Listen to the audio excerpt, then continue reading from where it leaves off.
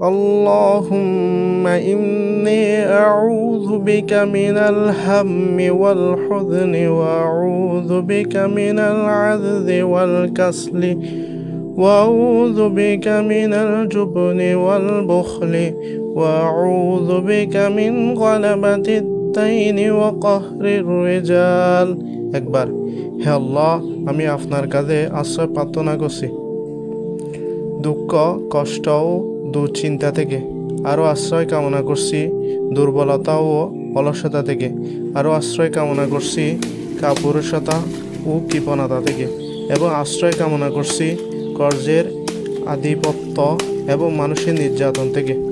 ফজিলত, যে ব্যক্তি সকাল সন্ধ্যা উক্ত দোয়া পাঠ করবে আল্লাহ তাআলা তার সকল দুশ্চিন্তা ও পেরেশানি দূর করে দিবেন এবং তার ঋণও আদায় করে দিবেন।